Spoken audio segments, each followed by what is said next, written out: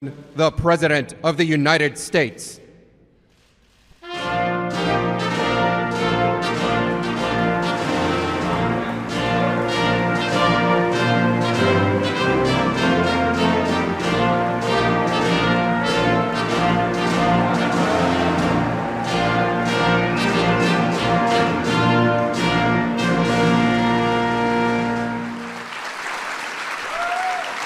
Well, thank you very much.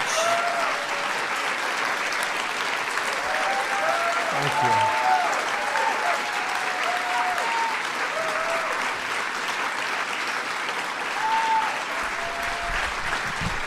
Thank you.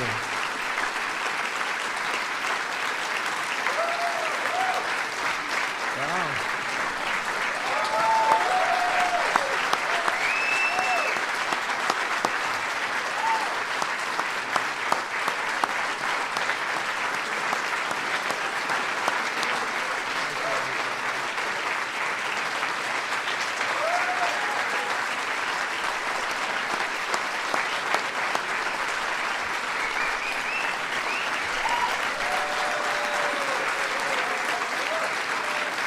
Well, thank you very much, everybody. Wow. We've all been through a lot together, and we probably deserve that hand for all of us because it's been a very unfair situation. I invited some of our very good friends, and we have limited room, but everybody wanted to come. We kept it down to a minimum, and believe it or not, this is a minimum.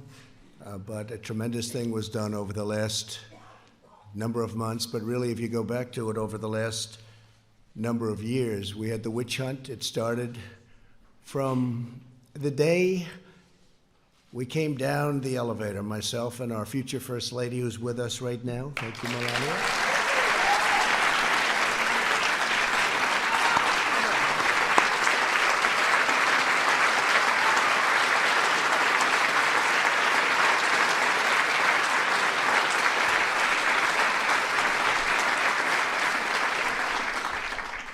And it never really stopped. We've been going through this now for over 3 years. It was evil, it was corrupt, it was dirty cops, it was leakers and liars. And this should never, ever happen to another president, ever. I don't know that other presidents would have been able to take it. Some people said no, they wouldn't have. But I can tell you, at a minimum, you have to focus on this because it can get away very quickly. No matter who you have with you, it can get away very quickly. It was a disgrace. Had I not fired James Comey, who was a disaster, by the way, it's possible I wouldn't even be standing here right now. We caught him in the act. Dirty cops, bad people. If this happened to President Obama, a lot of people would have been in jail for a long time already, many, many years.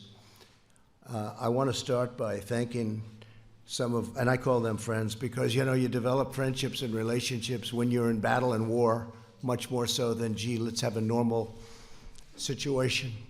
With all that we've gone through, we've done, I think, more than any president and administration. And really, I say, for the most part, Republican congressmen, congresswomen, and Republican senators. We've done more than any administration in the first few years. You look at all of the things we've done. I watched this morning as they tried to take credit for the stock market from, think of that. Let me tell you, if we didn't win, the stock market would have crashed. And the market was going up a lot before the election because it was looking like we had a good chance to win. And then it went up tremendously from the time we won the election till the time we took office, which was November 8th to January 20th. And that's our credit, that's all our credit. And leading up to that point was our credit because there was hope. And one of the reasons the stock market's gone up so much in the last few days is people think we're doing so well. They liked the State of the Union speech.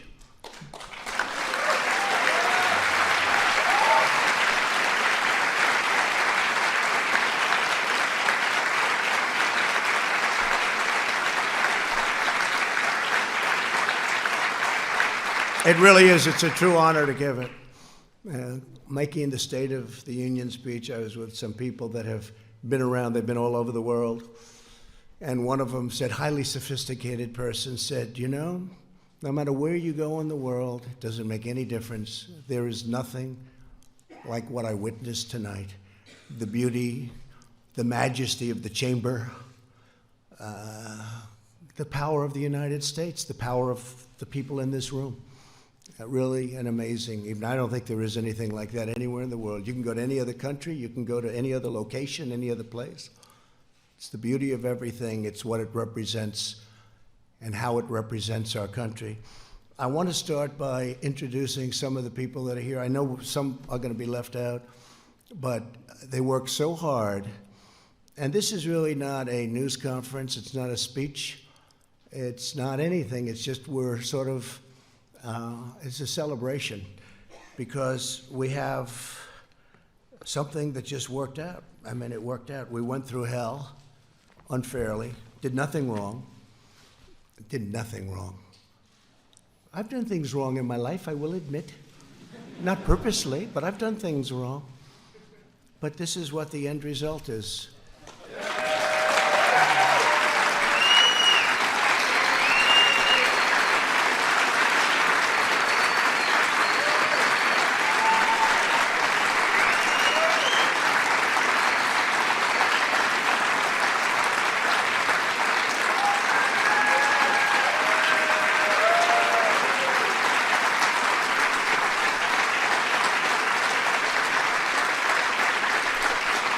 So,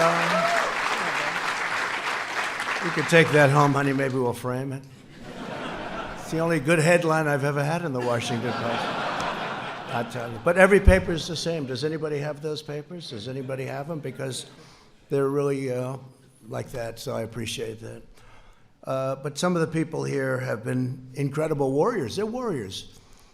And there's nothing from a legal standpoint. This is a political thing. And every time I'd say, this is unfair, let's go to court, they say, sir, you can't go to court. This is politics.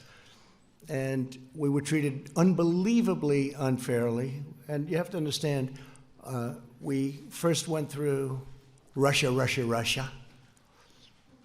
It was all bullshit. We then went through the Mueller report.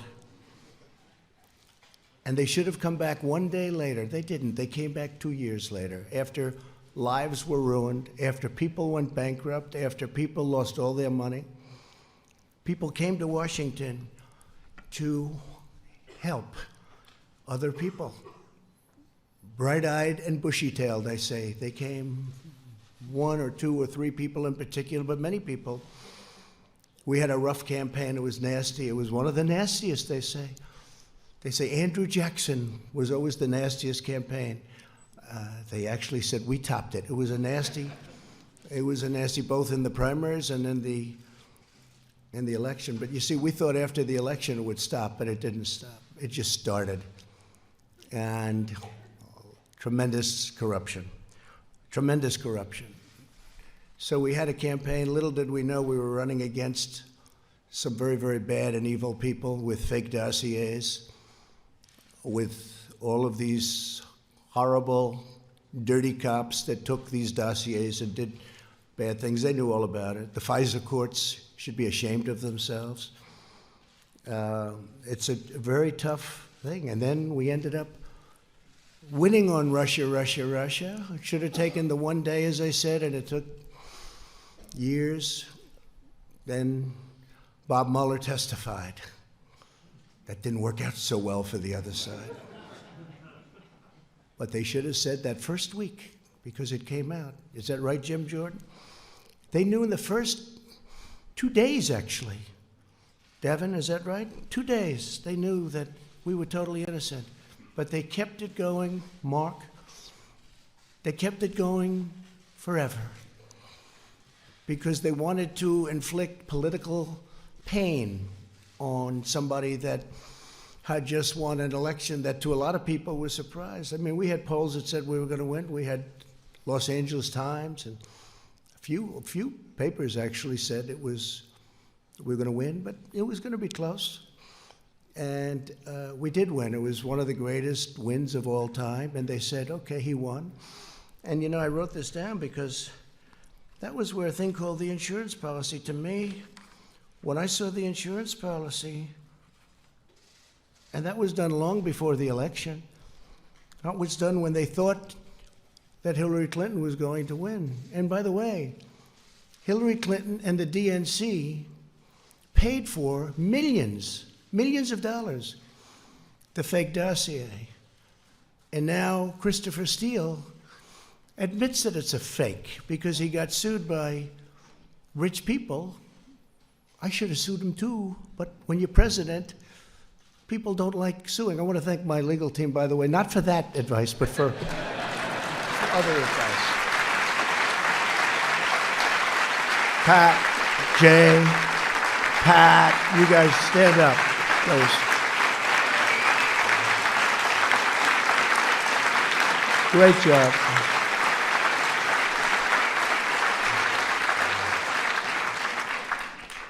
Right at the beginning, they said, sir, you have nothing to worry about. All of the facts are on your side.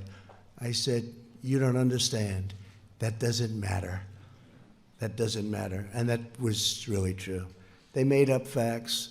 A corrupt politician named Adam Schiff made up my statement to the Ukrainian president. He brought it out of thin air, just made it up. They say he's a screenwriter, a failed screenwriter. He tried to go into, unfortunately, he went into politics after that. Remember, he said the statement, which is a mob statement, don't call me, I'll call you. I didn't say that. Fortunately, for all of us here today and for our country, we had transcripts. We had transcribers, professional transcribers. Then they said, oh, well, maybe the transcription is not correct. But Lieutenant Colonel Vidbin and his twin brother, right? We had some people that really amazing. But we did everything. We said, what's wrong with it? Well, they didn't add this word or that. It didn't matter. I said, add it. They're probably wrong, but add it. So now everyone agrees that they were perfectly accurate. When you read those transcripts, Tim Scott, I don't know if Tim's here, but he said, sir, he's the first one to call me. Sir, I read the transcript. You did nothing wrong. And Mitch, he stayed there right from the beginning. He never changed. And Mitch McConnell, I want to tell you, you did a fantastic job.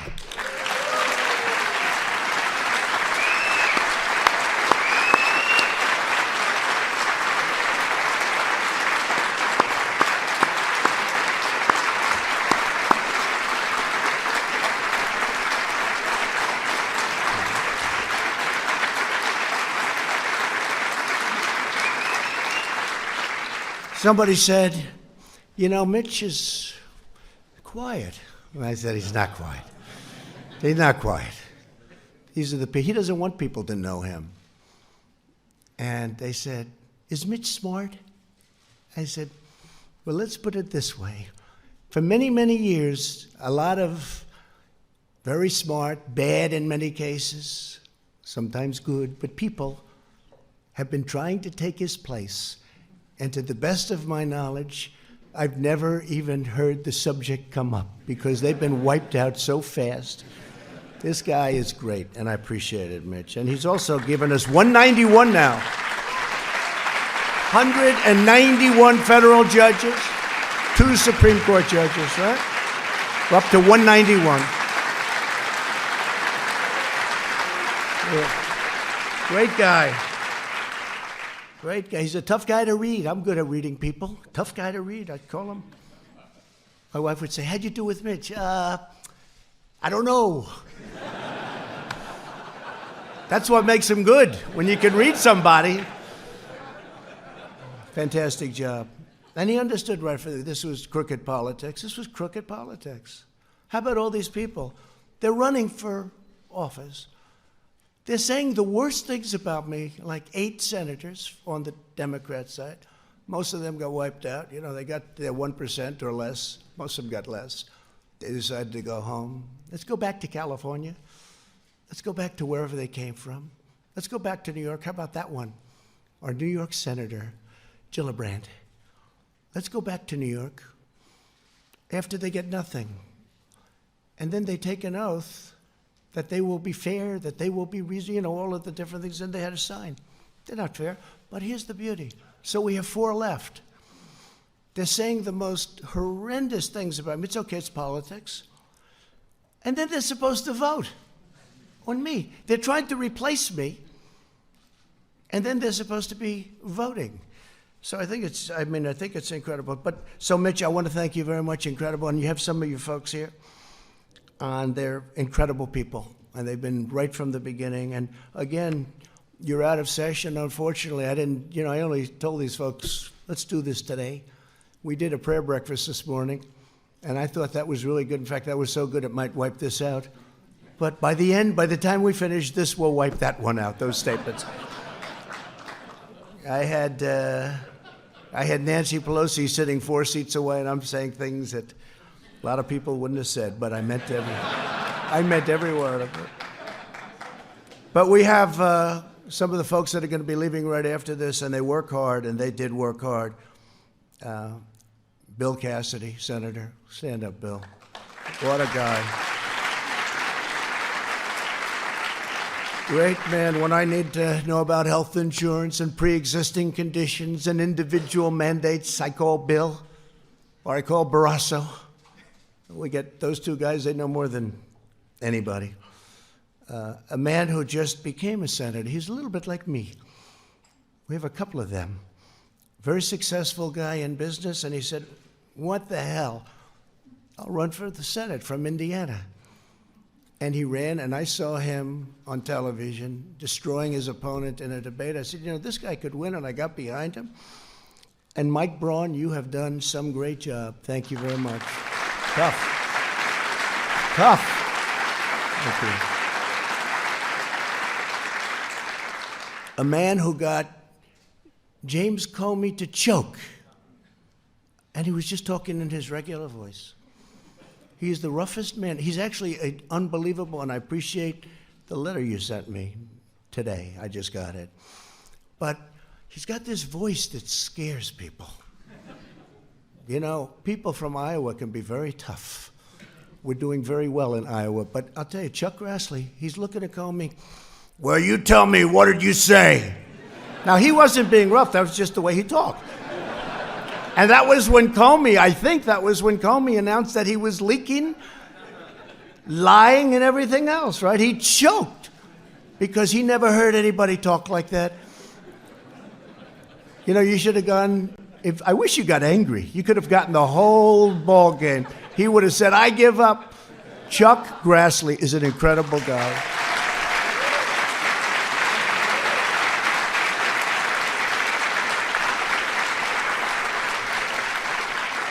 And a man who, he was running against a tough, smart campaigner. We learned out how good she was, right? She was a great campaigner. In fact, by the end of the campaign, I thought she was more for me than you were, Josh. I was worried. I saw her ads. She was saying the greatest things about me. And you know who I'm talking about?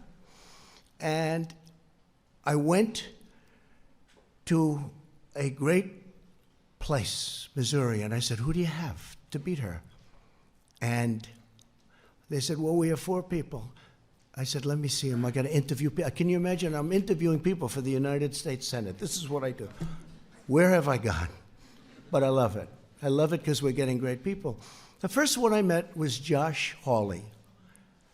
After about 10 minutes, I said to the people, don't show me anybody else. This is the guy. He was the Attorney General, did a phenomenal job in the state, highly respected. And Claire McCaskill. So the theory was you couldn't beat her. Great campaigner. Remember the last campaign? She was going to be taken. She was always going to be taken out, and she wins. And people say, how did that happen? Didn't happen with him. But she got so friendly toward me. In fact, one of the ads I still have, I'm putting it in the archives as one of the best ads I've ever made. And she tried to convince people that we were best friends. But Josh ended up winning by 5 or 6 points. You were unbelievable. You were tough. And you are something. And one of the greatest supporters on the impeachment hoax was Josh Hawley. He was incensed, actually. I watched him. He was incensed at what they were doing and what they were saying, and those were the ones. You know, I had some that said, "Oh, I wish he didn't make the call," and that's okay. If they need that, it's incorrect. It's totally incorrect.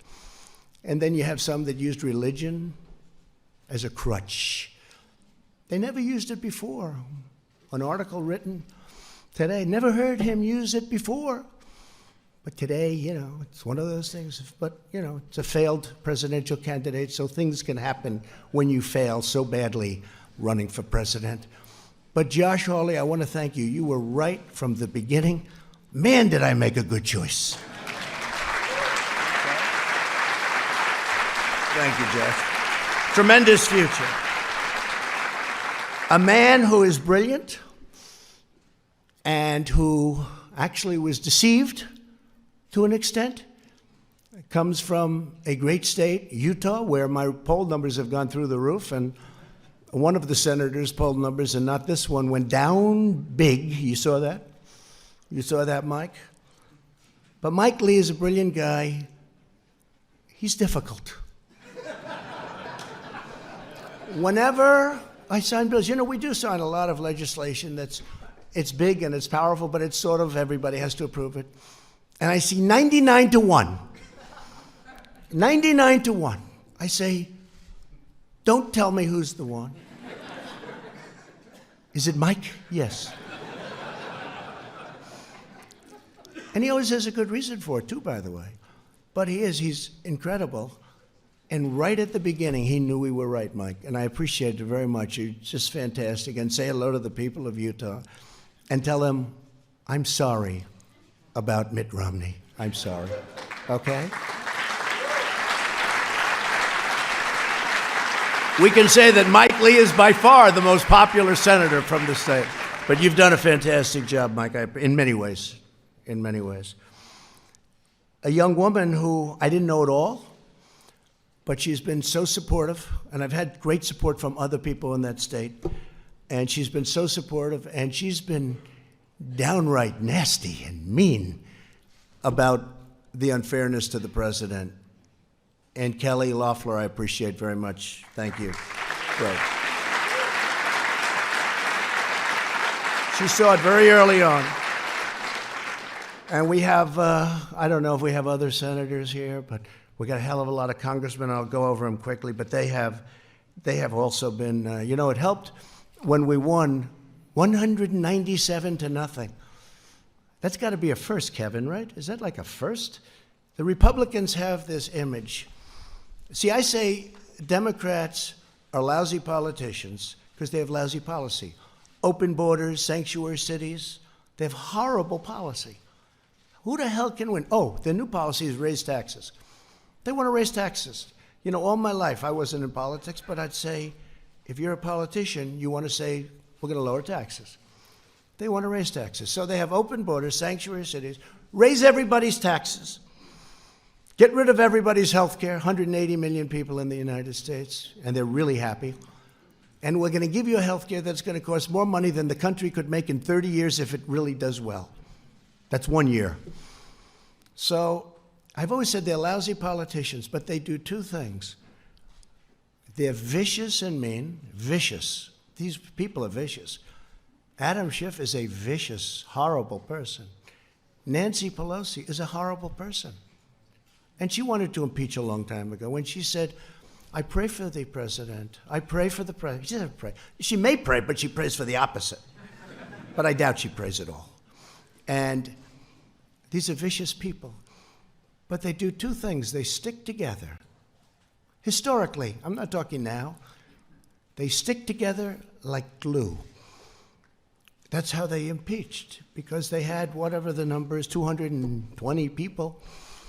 So if they don't lose anybody, they'll be able to impeach anybody. You could be George Washington. You could have just won the war, and they say, let's get him out of office. And they stuck together, and they're vicious as hell. And they'll probably come back for more, but maybe not, because the Republican Party's poll numbers, Mitch, have now gone up more than any time, I think, since 2004, 2005. And you know what happened then? But in normal times, decades, you would call it. That was a little unusual time. It was for a very short period. The Republicans Party's poll numbers and Donald Trump's poll numbers are the highest I've ever had them. So maybe they won't. It's no way to get your poll numbers up. It's not worth it. Because from my family standpoint, it's been very unfair for my family. It's been very unfair to the country. Think of it, a phone call, a very good phone call. I know bad phone calls. This is a phone call where many people, I think Mike Pompeo was probably on the call. Where's Mike? Mike Pompeo was on the call. Many people were on the call. I know that many people. They even have apprenti, bringing up an old favorite word of mine, the apprentice. They have apprenti. They have people on these calls.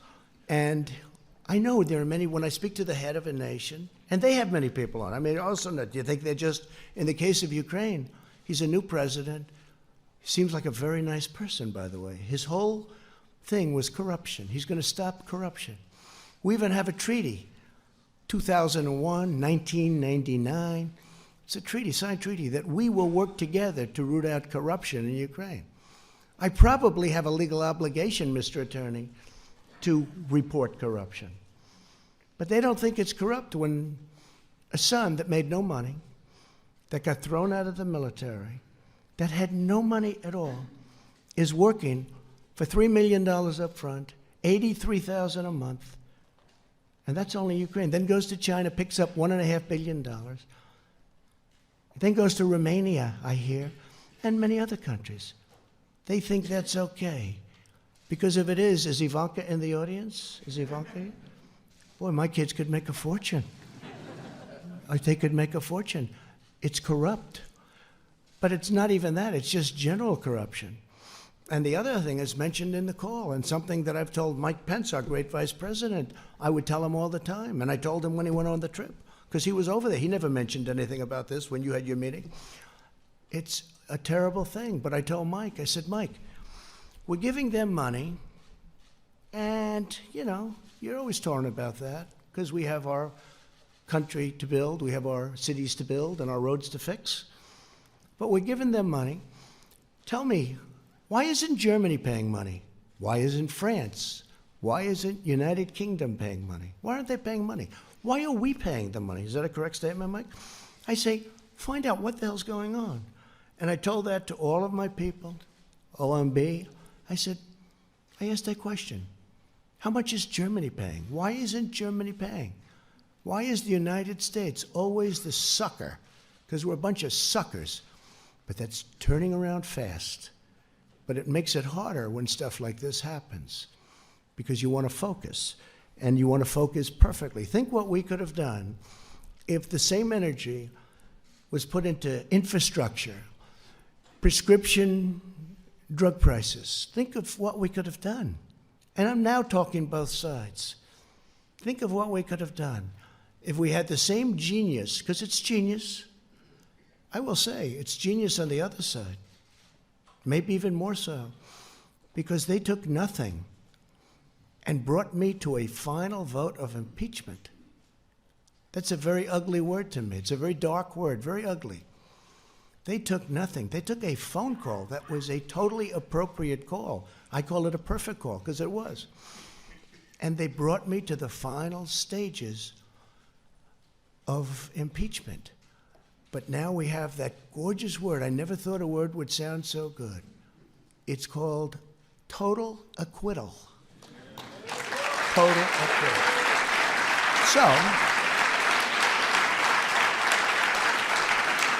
So I want to, if I could real fast, just introduce a few of the people. I have to start with Kevin. Man, did you do a job. Lucky you're there. Lucky you're there. Because it wouldn't have worked out. If you don't have the right people, I'll tell you, Kevin McCarthy has done an incredible job.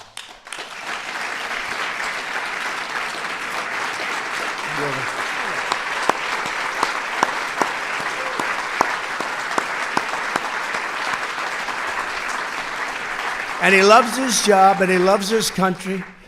Tell you what, Mitch and Kevin, they love what they do. Now, Mitch wouldn't even tell you he liked it. Say, Mitch, do you like it? I don't know. He's the greatest poker player, right? Kevin will say, I love it, right? And I will say that you're going to be Speaker of the House because of this impeachment hoax.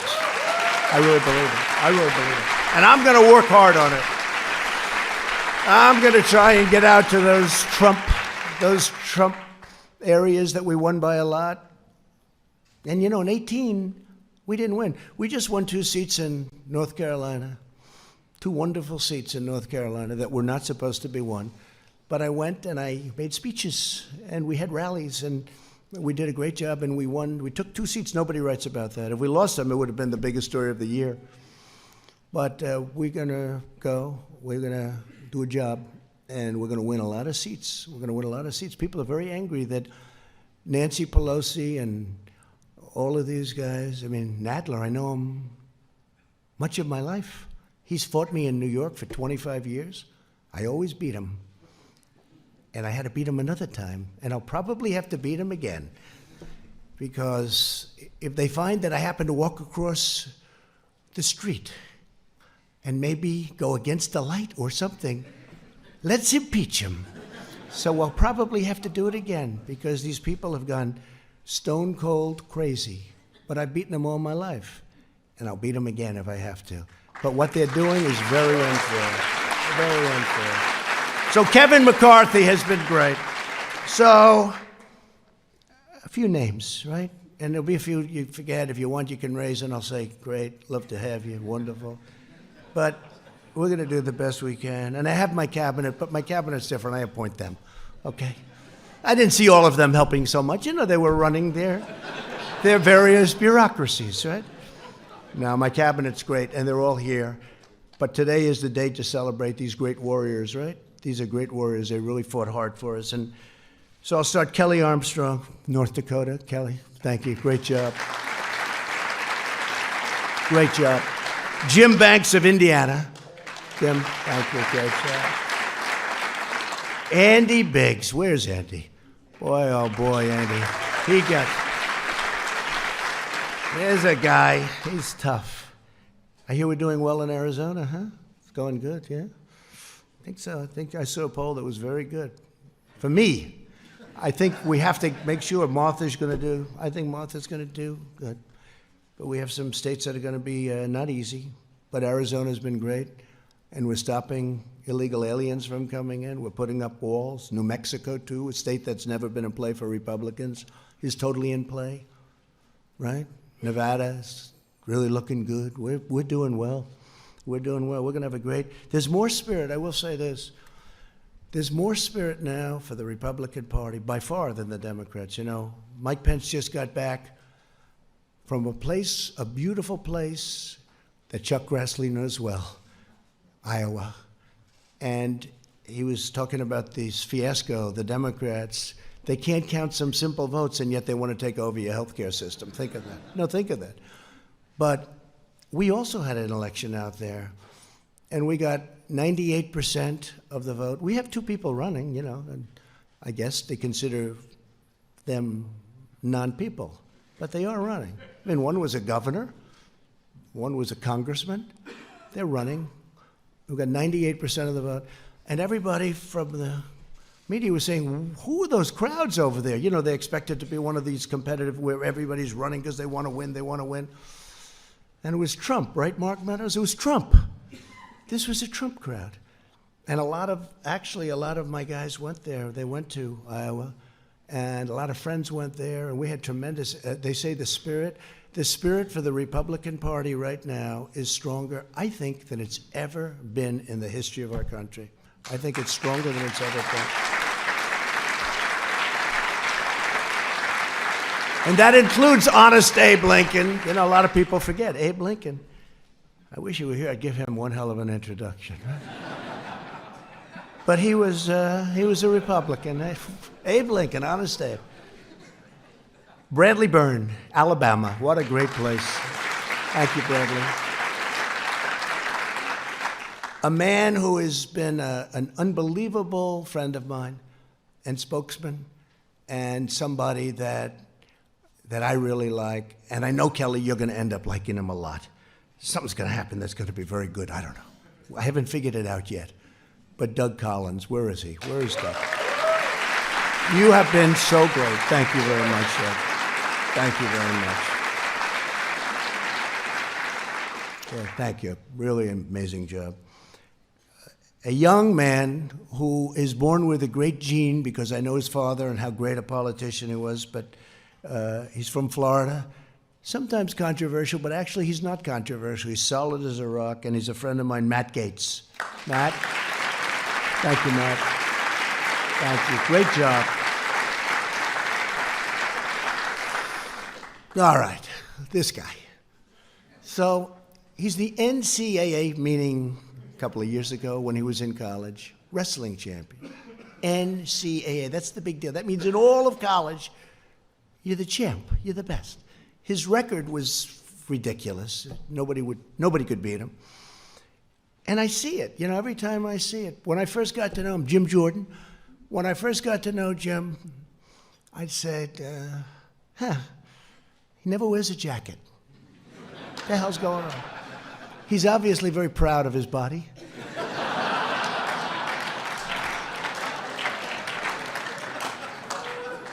And they say where he works out, with the congressmen, senators, they say when Jim works out, even though he's not as young as he was, but he works out, the machine starts burning down. It's just a different form of a workout than us, right, Sonny?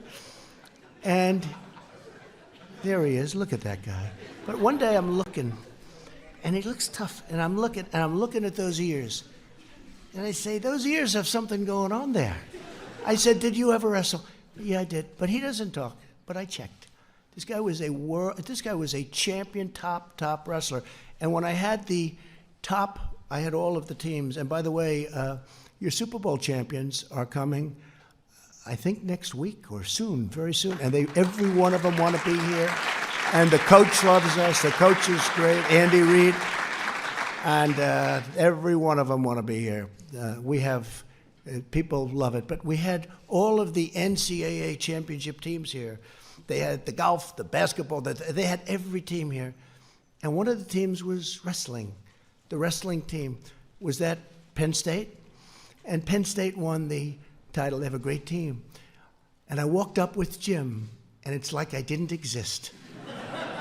Those wrestlers, they grabbed him. They loved Jim Jordan, and we love you too, because you are some warrior.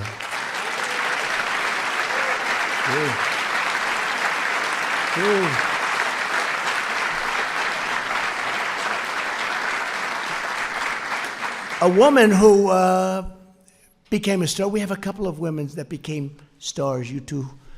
And I always liked the name of her, I liked the name, Lesko. I liked it. That's how I picked it. I liked the name. I saw that face. I saw that everything. They gave me cards. She had like 7 opponents, right? And you have no idea how much the public appreciates, how smart, how sharp you are. This I can't tell. I can't tell. They just said, she's really good. She's really talented. I said, let's go. We worked with her. She won her race. Tough race. It's no longer tough because what she does out there is incredible. Arizona loves her. But you were so incredible representing, I don't say me, representing our country and getting it out of this impeachment hoax. What you did was incredible. So Debbie, please stand up. Debbie Lesko.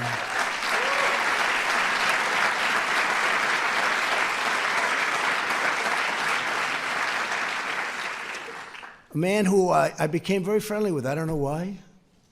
Do you ever have where, I'll ask the media, certain people call, you take their calls. Other people call, if they don't have information, they won't take anybody's call. But other people call, and you don't. This is a guy, he's just a very special guy. His wife, I actually like better than him, to be honest. Because he doesn't know that I know that he didn't actually support me right from the beginning, but she did. And on my worst day, right? On my worst day, my worst, I won't tell you why it was my worst, but it was not one of those good days.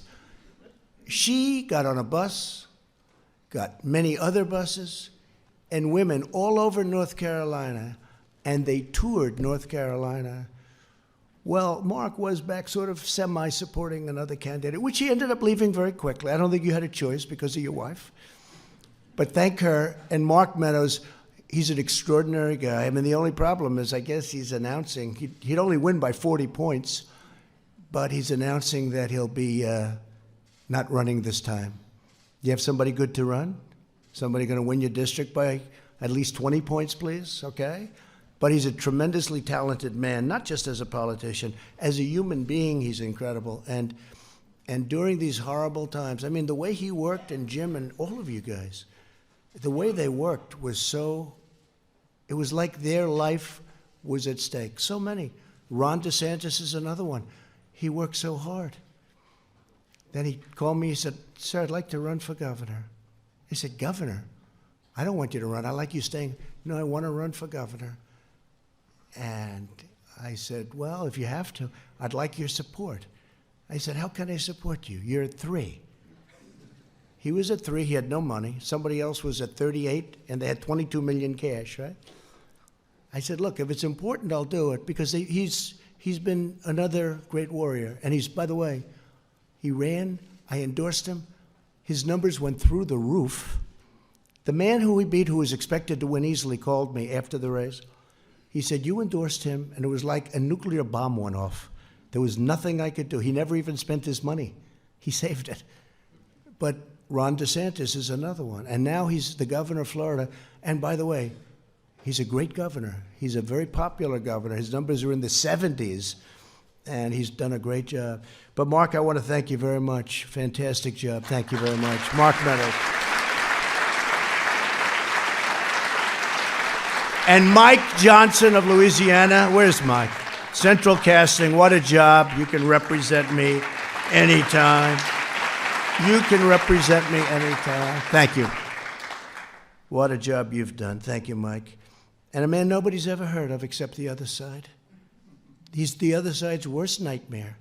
This guy goes down into dungeons and basements. He'll find a document no matter what. He's the most legitimate human being. He's the hardest worker. He's unbelievable. He took tremendous abuse. The media, and, you know, the other side, and the bad ones, the leakers, the liars, the dirty cops, they wanted to destroy him. They tried. They got close, but he wouldn't let it happen. And honestly, in a certain way, he was the first one. Wouldn't you say, Jim and Mark and everything? This was the first guy. He came out of nowhere. He's saying, these people are corrupt. He's still saying it. And he was unbelievable. Devin Nunes, he was unbelievable. Unbelievable.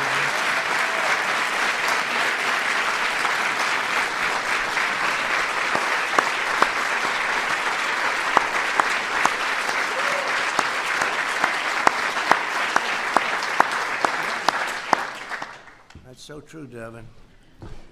He'd come in and say, I didn't even know him. I just heard there was this congressman who kept going into a basement, into files. He knew something was wrong. You felt it, right? And now we know a lot more than we knew then, right? You never thought it was as bad as it is. And hopefully we're going to take care of things, because we can never, ever allow this to happen again.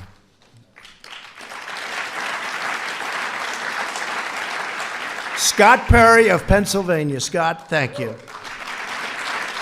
Thank you, Scott. Really great. And you're doing very well over there, by the way. Just so your numbers. A man who is Central Casting. If I'm going to pick Perry Mason, I'm going to do a remake of Perry Mason. Other than Bill Barr, I picked this guy, but I have to say, I picked Barr. I picked Barr first, right? John Ratliff, right? But I have to tell you, if we're doing a remake of Perry Mason, the man I get, there's nobody in Hollywood like this, John Ratliff, right? Stand up, John. Such a great lawyer. Incredible guy, incredible talent, but just a great lawyer, and we appreciate it. He gets on that screen and everyone says, I agree. The other side folds up so fast. We'll probably be using a lot of you in the next year. But you have been fantastic, John. We appreciate it. Thank you very much. A man who's braver than me and braver than all of us in this room. He got whacked. He got whacked. My Steve, right? I went to the hospital with our great First Lady that night, right, honey? And we saw a man that was not going to make it. He was not going to make it. He was the doctor. And I told him, his wife, I said, she loves you. Why do you say that? Because she was devastated. A lot of wives wouldn't give a damn. A lot of wives would have said, hey, yeah. I said, how's he doing? Oh, she couldn't even talk. She was inconsolable. Most wives would say, not good. Listen, I'm going home now. But the doctor came in. The wife is like, she was a total mess. She was really devastated. And it really looked like he had a 25% chance. I think you set a record for blood loss. And Steve Scalise, honestly, I think you're better looking now. You're more handsome now. You weren't that good looking. You look good now. He looks better now. Can you believe it? I don't know what the hell that is.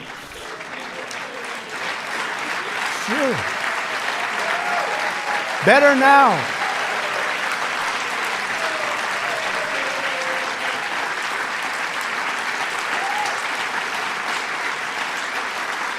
What a guy. And he was practicing. He was practicing for the baseball game against, I guess, the Democrats, right? And this whack job started shooting, hurt Rogers. I don't know if Rogers is here, but hurt a number of people, hit him, but really hit Steve. Steve was at second base. He was the second baseman.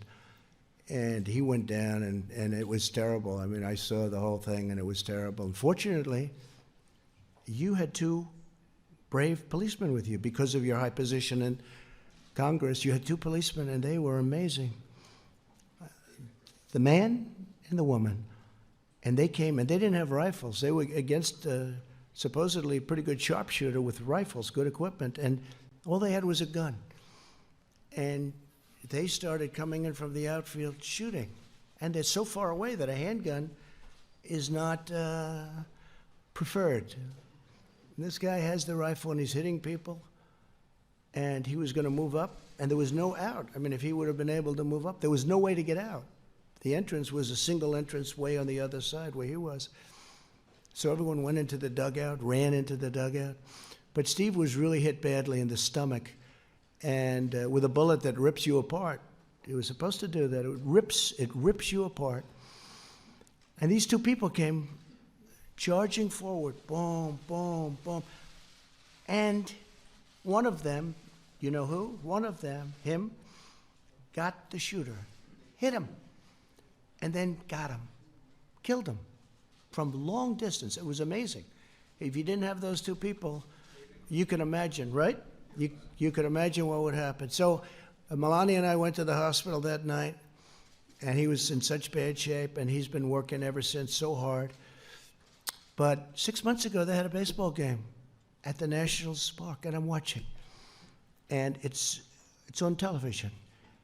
And it's just, game, people, you want to win it, right? And Steve's at second base. The poor guy can't even walk. Do you remember Bobby Richardson for the New York Yankees? He was known for range, Louis. Range. He had the greatest range. If a ball's hit the shortstop, Bobby Richardson's the second baseman. Bobby Richardson would field the ball. If it's hit the first base, he'll throw it to the first baseman. He had unbelievable range. This was not Steve Scalise. Steve had no range. 1 foot, and he has to fall down, right? Because, he was trying to get better. I don't know who the hell put you on the field. And this is a true story. So the game starts, and the first pitch, Steve's standing at second base, and the guy is really in bad shape. And I said, this is terrible. A shot, ground ball shot, is hit to second. And Steve, I say, I didn't have time to think too much, but I said, this is not good. That ball is going toward him. And this guy stopped that ball, caught the ball. He's now laying down. He throws the ball to first base. He gets him out. I said, it's the most incredible thing. I've never seen athletically. I've never seen anything like it. Right? And he gets him out, and they then took him out of the game, which was a very wise thing, because you could never do that again in a million years. But you weren't going to let that ball go through. I don't care if it was hit by The greatest of all time, right? That ball was not going through you because you are a warrior. Steve, he is fantastic. You are fantastic. You and Liz and Kevin, what a group. I mean, what a group. I got lucky because you need the right people. If I had the wrong people there, it'd be maybe a different story. Maybe we'd be celebrating something else. But I really want to thank you, Steve Scalise. And Elise, I just read this story. It's the most incredible what's going on with you, Elise. So I even said, I was up campaigning for helping her, but I thought, she looks good. She looks like good talent. But did I not realize when she opens that mouth, you were killing them, Elise? You were killing them.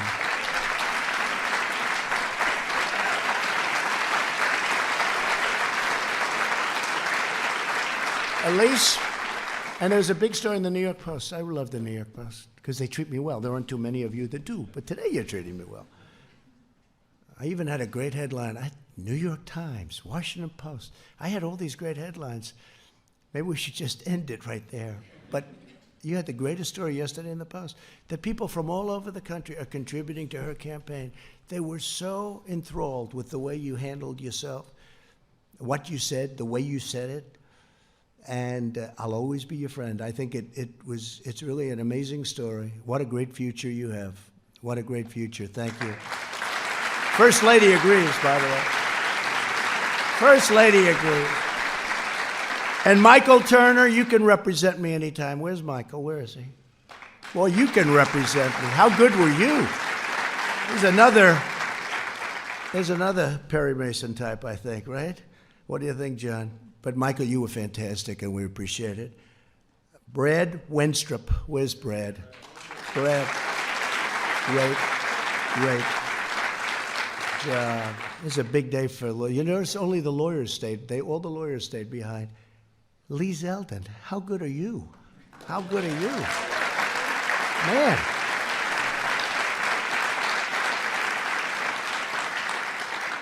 And Louis, your name's not down. They didn't give me your name.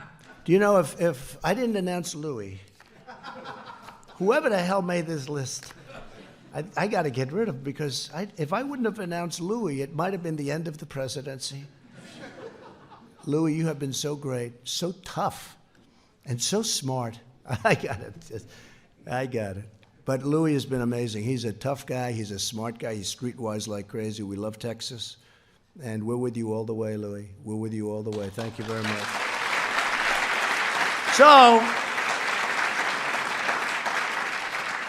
So that's the story.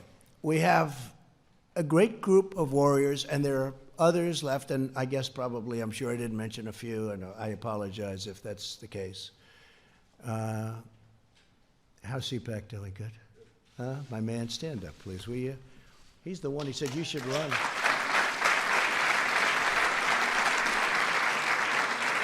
Right? Matt said, it's like 5 years ago, 6 years ago, and I made a speech, and then they do some kind of a straw poll. Who made the best speech? And he said, I made the best speech. Oh, with all these professional, I hate to say this, with all these professional politicians, they voted by far the best speech was Trump. He calls me, he says, you should run for politics. I say, what do I know about politics? But you know what? We learned quickly, and our country has never done better than it's doing right now. So it's pretty good. But thank you, Matt. Great. Say hello.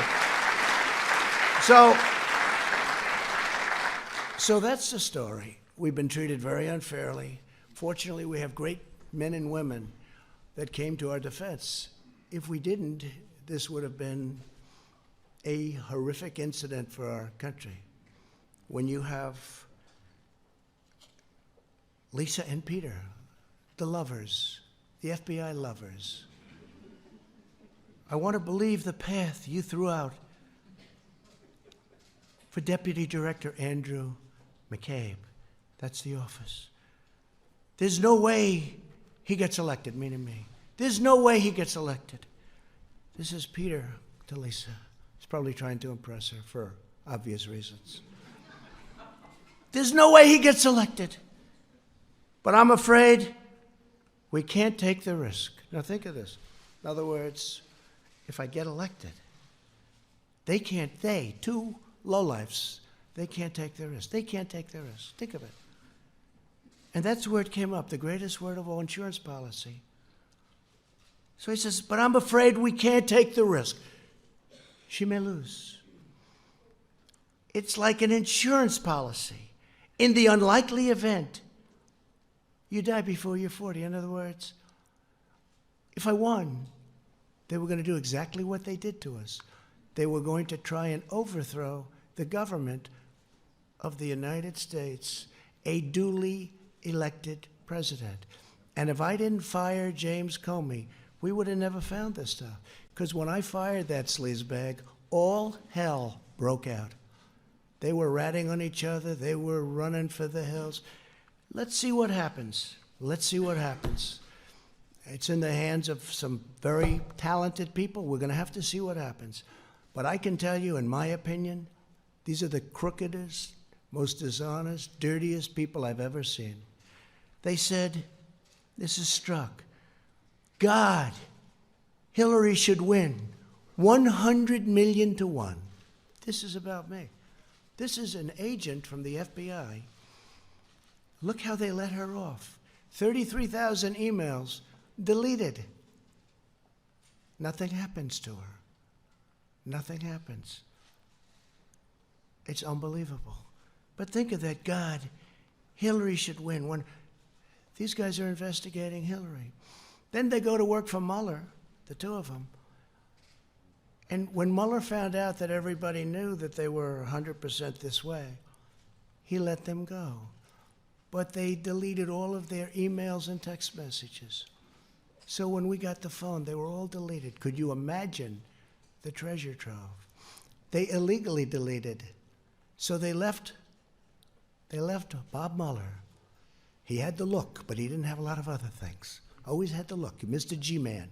And I love the FBI, and the FBI loves me, 99%. It was the top scum, and the FBI people don't like the top scum. So think of that, 100 million to 1, and he's investigating me. And then, God, Trump is a loathsome human being, isn't he? These are the people looking at me. I'm really not a bad person. And Page said, yes, he's awful.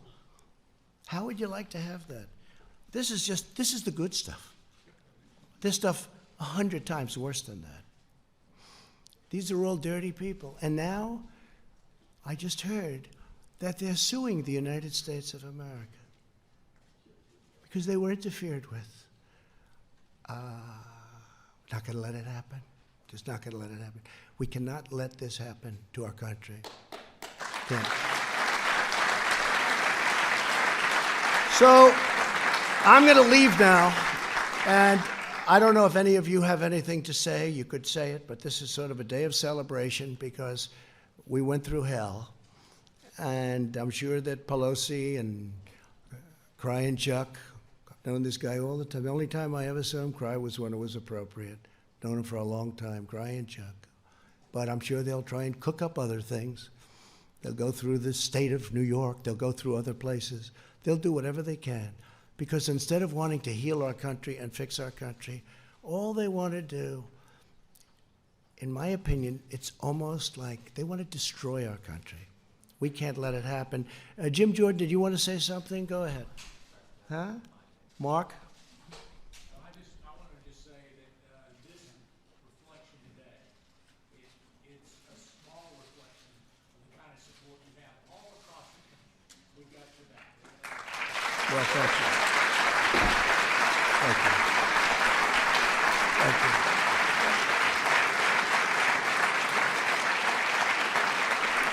This was a highly partisan situation. Pelosi said, I copied it down exactly.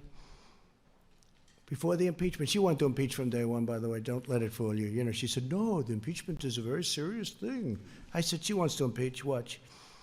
Impeachment is so divisive to the country that unless there's something so compelling and so overwhelming and bipartisan, it was 197 to nothing. And other than one failed presidential candidate, and I call that half a vote because he actually voted for us on the other one. but we had one failed presidential candidate. That's the only half a vote we lost. So we had almost 53 to nothing.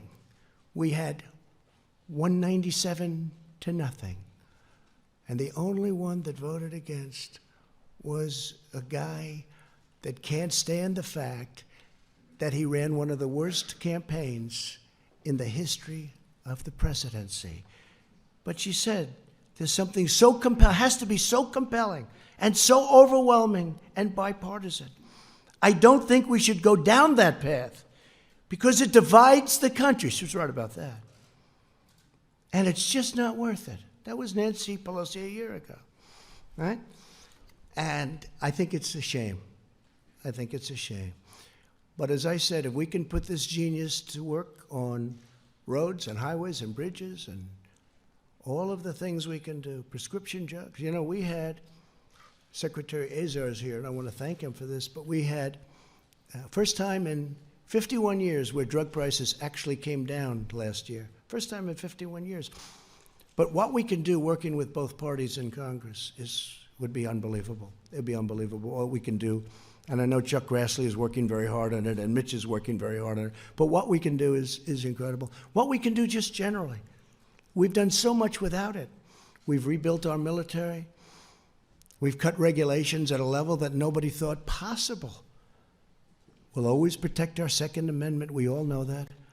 But I just want to tell you that it's an honor to be with you all. I want to apologize to my family for having them have to go through a phony, rotten deal by some very evil and sick people. And Ivanka's here, and my sons, and my whole family. And that includes Barron. That includes Barron, who's up there as a young boy. Stand up, honey. Ivanka, thank you, honey. Come.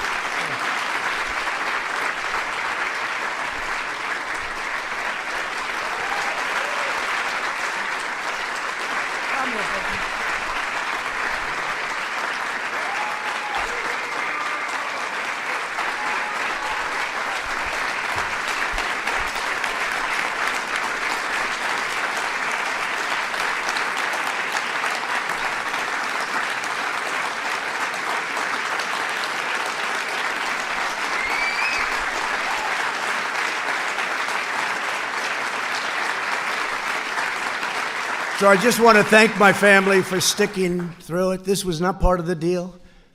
I was going to run for president, and if I won, I was going to do a great job. I didn't know that I was going to run, and then when I got in, I was going to have to run again and again and again. Every week I had to run again. That wasn't the deal, but they stuck with me. And I'm so glad I did it because we are making progress and doing things for our great people that everybody said couldn't be done. Our country is thriving. Our country is just respected again. And it's an honor to be with the people in this room. Thank you very much, everybody. Thank you. Thank you very much. Thank you.